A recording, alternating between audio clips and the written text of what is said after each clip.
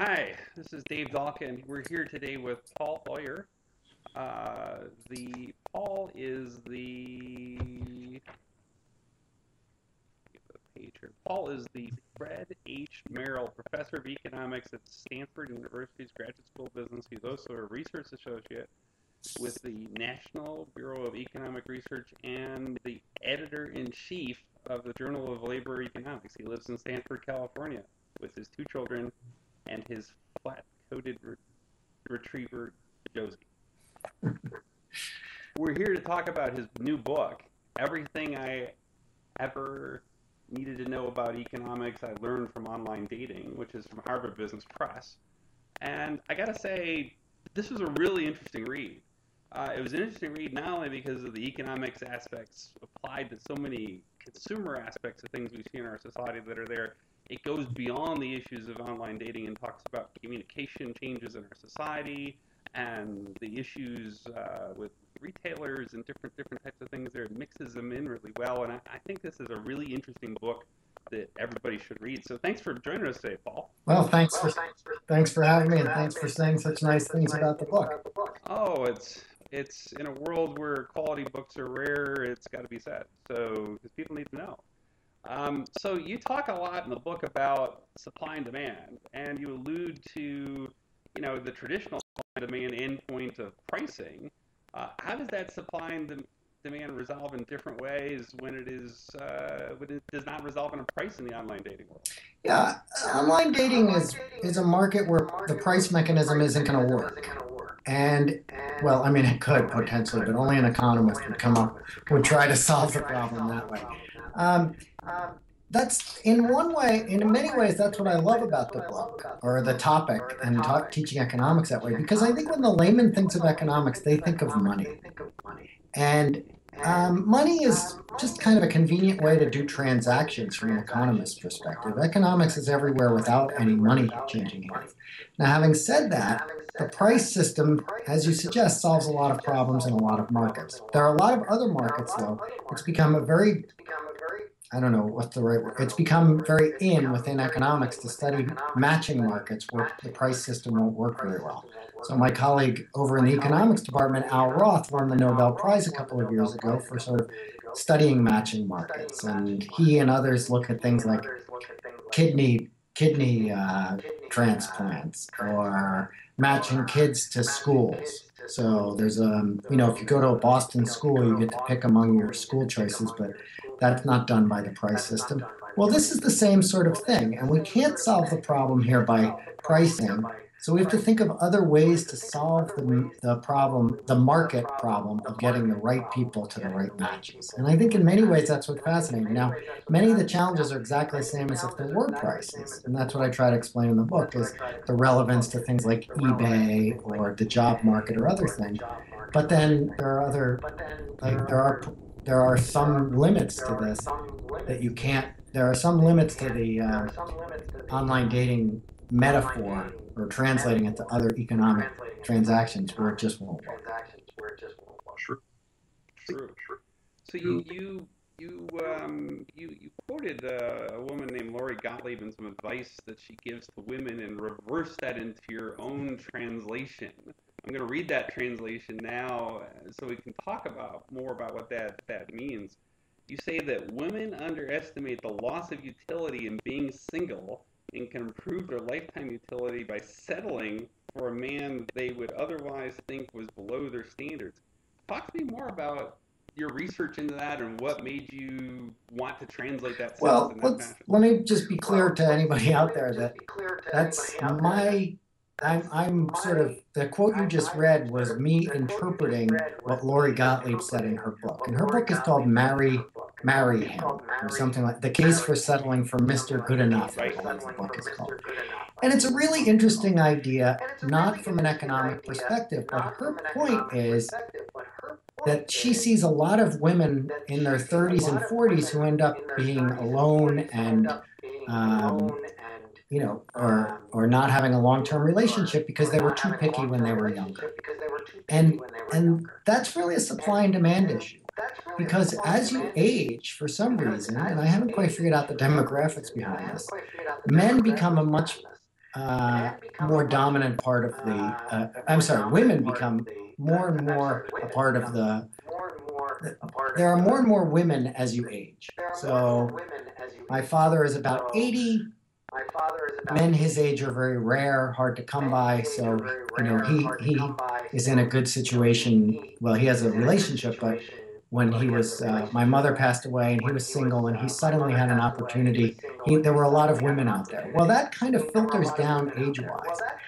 And her point in her book is that by the time you're about 40, the numbers start working against you if you're a woman. So what I said, what she says, advises is plan ahead, and when you're in your 20s and 30s, if you're a woman, start thinking about maybe I can't have the perfect one because the alternative is to be lonely for the rest of my life. Or as I like to call it, romantically unemployed. That's, as a labor economist, I like to think of loneliness. It's really just romantic unemployment. And so that's kind of her point. And she doesn't put it in an economic perspective. I actually talked to her now about what I wrote and what she's written, and she agrees. She actually doesn't have any argument with the words I put in her mouth. And it's just economics ease for saying, when you're trying to figure out what's going to make you happiest, you want to plan ahead and think carefully about your future self and make these decisions carefully. Okay, so switch gears for a moment now. Putting on your labor economics hat, should recruiters and hiring managers take the same advice when looking? Yeah, at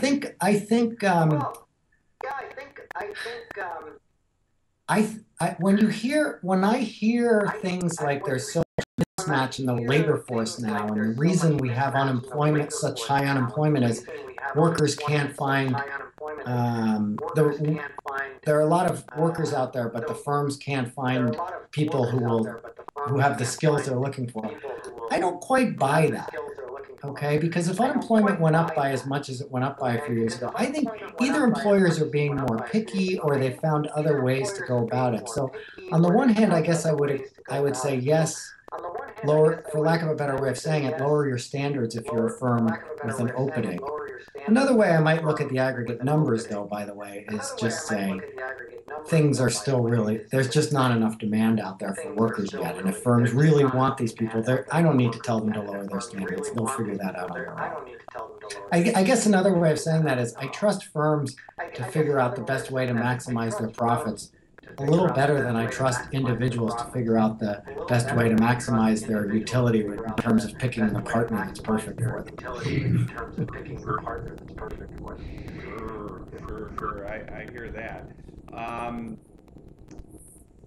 found your thoughts on search cost lowering due to things like search engines and the whole internet internet in general to be very much in line with my research and my thinking on retail hiring and your issue here with online dating. Why do so few people focus on these efficiencies and how they affect their daily lives, their interactions with others, and their corporations and the ability for... Yeah, that's a really good question. I think people are adjusting over time, and it's just when the pace of change has been so fast that it's hard. We have to constantly be re-optimizing the way we go about our daily lives and the way firms optimize their business.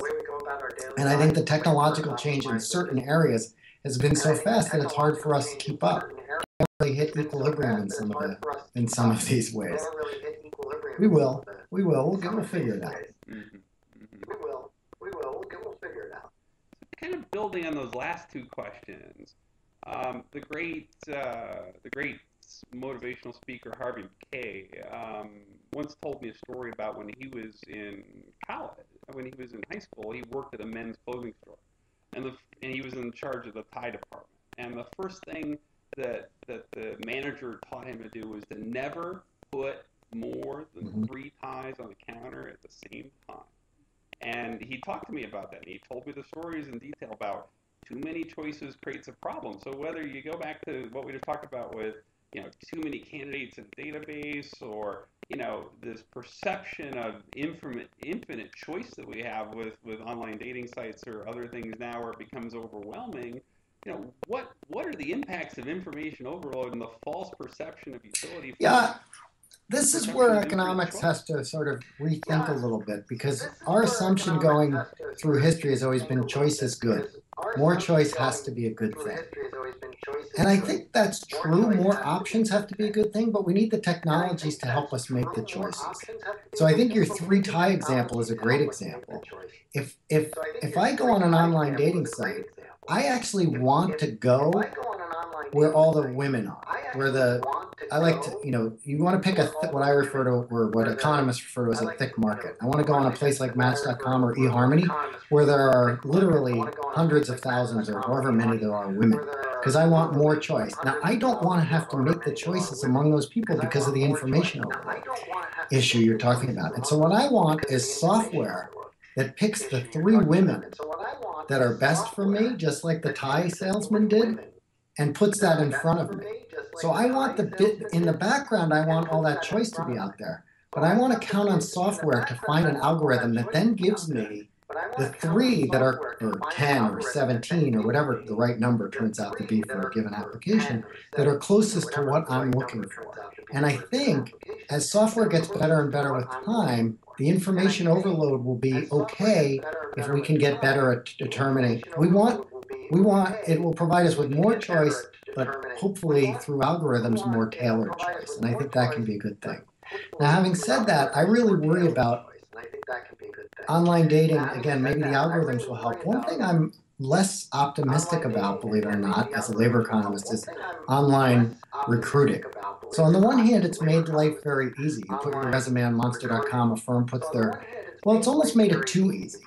In the old days, when you had to write a cover letter and you had to think of carefully, you had to put stamps on letters, it made you invest, or what we would, as economists, would call signal. You had to you had to make a costly investment in every job application. And that was, I think, in many ways a good thing. And so again, I think these job boards have the potential to increase choice a lot, but unless the matching algorithm gets very, very good, it almost could make things worse.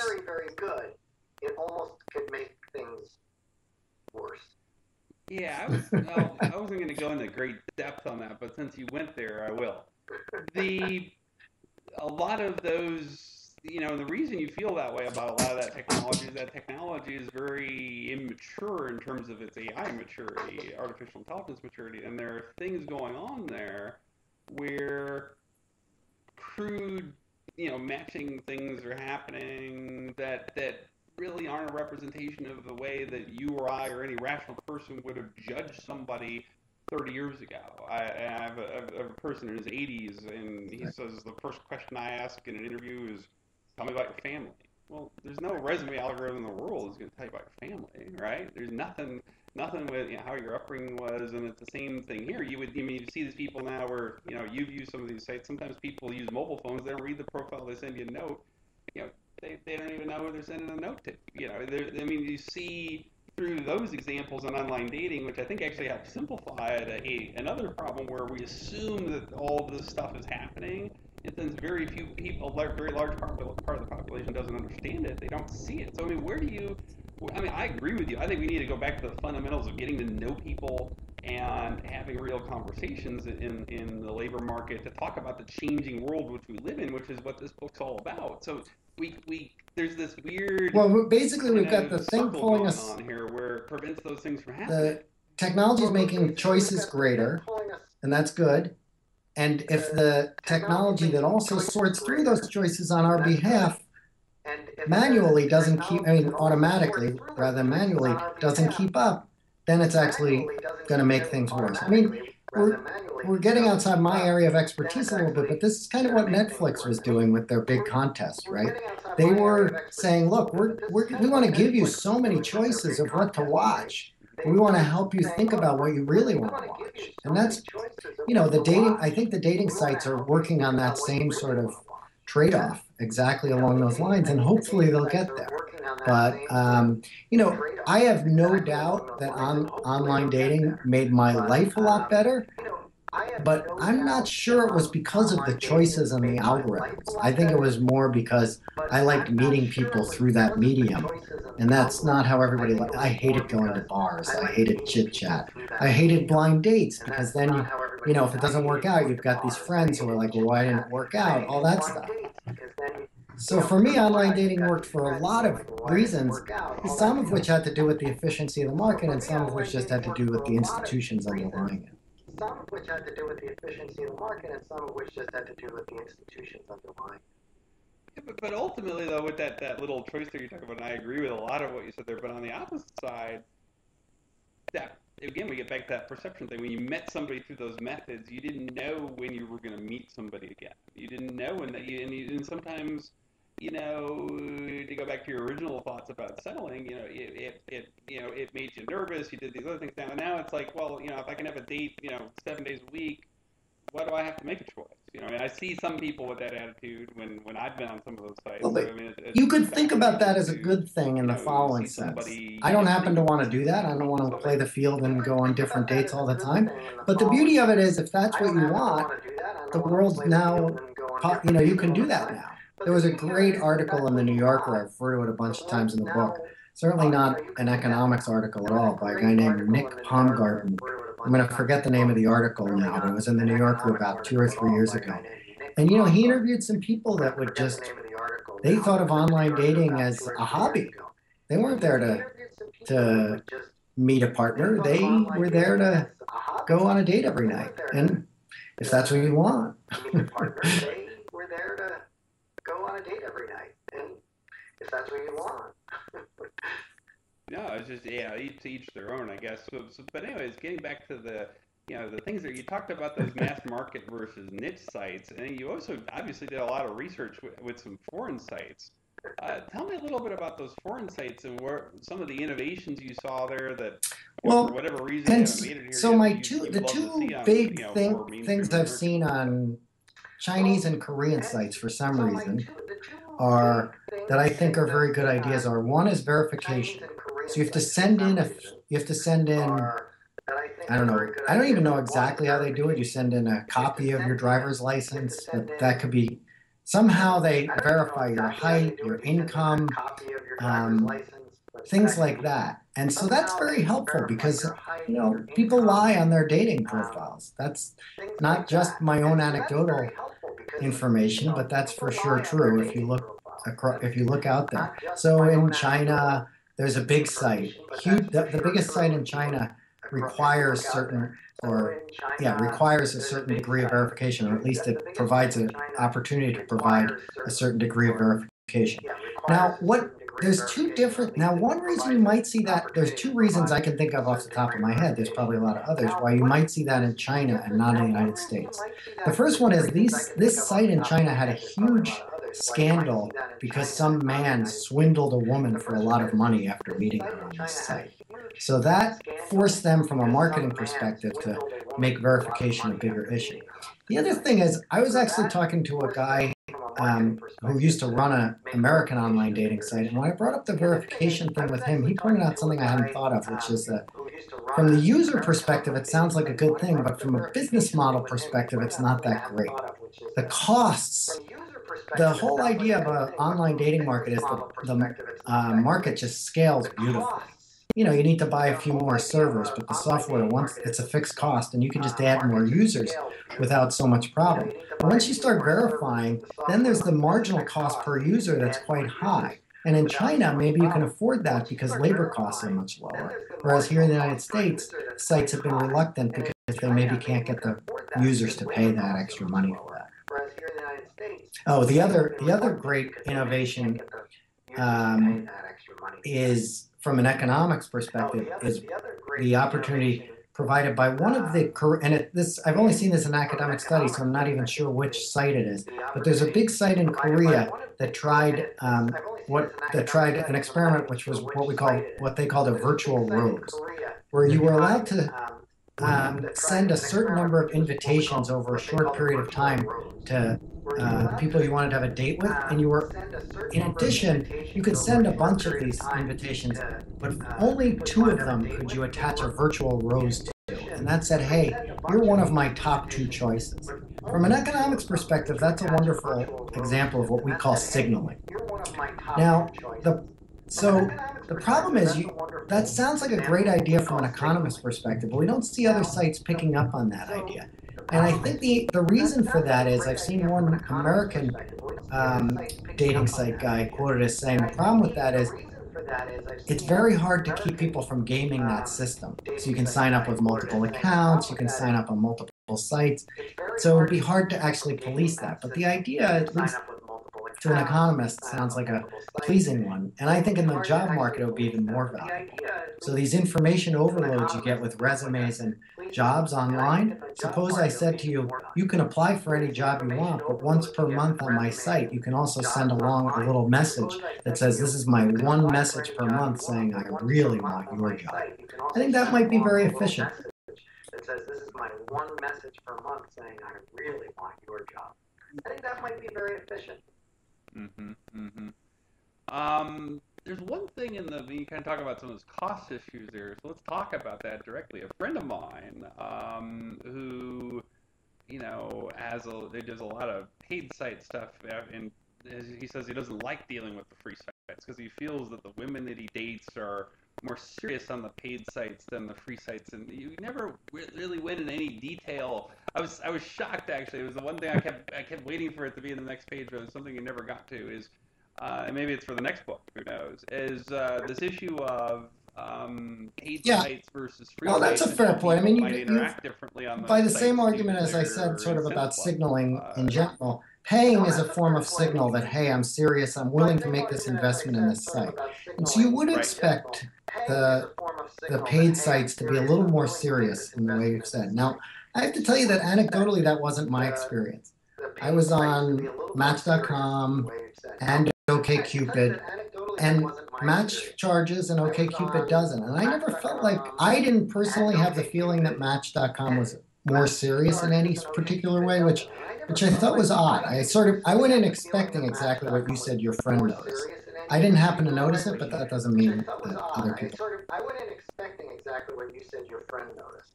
I didn't happen to notice it, but that doesn't mean that. Yeah, no, it's certainly an area open for debate, definitely. That there. So the last thing I think that would be interesting to kind of talk about is we talked about search, we talked about these other sites, we talked about job things, we talked about these other things. You occasionally see stories about LinkedIn being abused, with people confusing it as a dating site. You see stories about these other types of things there, and then on the opposite side of that, you see these different age groups who might be so hyper connected to such a large group of people that they would be like, why would I ever sign up for a dating site because I see these other people? Did you notice anything? I haven't looked at it carefully. I haven't looked carefully. I do know that they're in a whole different world, right? So Tinder, I guess, the more I talk about online dating to anybody younger than myself, they're like, oh, I'm on Tinder. And Tinder is not something people in my age group come into contact with on a regular basis. That's for sure. People in my age group come into contact with on a regular basis. Right. No, I've heard people tell me stories about that. That's why I'm laughing so hard. It's a very different type of. They're looking for. I had friends. I guess. A site along. I don't know if it's exactly along the same lines. I'm not quite sure even how these things work. Grindr is a big site for gay people to meet, I guess, and that's again a little younger demographic. It's a different way of doing things. Now, those people are looking for something different. I was there to look for a long-term relationship. And I think once you're there to look for a long-term relationship, whether the person happens to be within 100 yards of you at that moment is not an important factor in your decision making. Whether the person happens to be within 100 yards of you at that moment is not an important factor in your decision making. Yeah, that's true. So is there anything else that, as you just did the research for That's great. That's great you question. Just think the world should No, I mean, I could go on. I'll give you the last open-ended question. Great question. No, I mean, is there something that you chose not to write about because it was too? No, there wasn't anything. I'll tell you the thing I wasn't able to work into the book that I was sorry I wasn't able to work into the book. Online dating. You can talk about a lot of economic concepts in online dating, but I'm a labor economist and I study a lot of incentives issues. And there's very little in the way of incentives on online dating.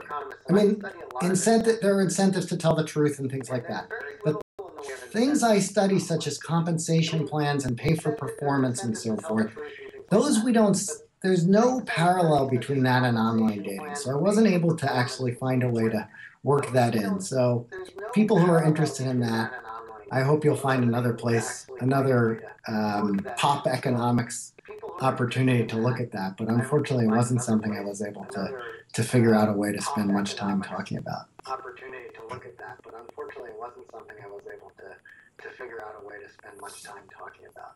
I gotcha. Okay, Paul. Well, thank you so much for talking. Again, the book is Everything I Ever Needed to Know About Economics Learned from Online Dating from Harvard Business Review Press, and it's a fun book, and it's doing well, and I want to congratulate you on that. Well, I don't know about bestseller, but thank you so much for your interest in the book. Backlist seller for it.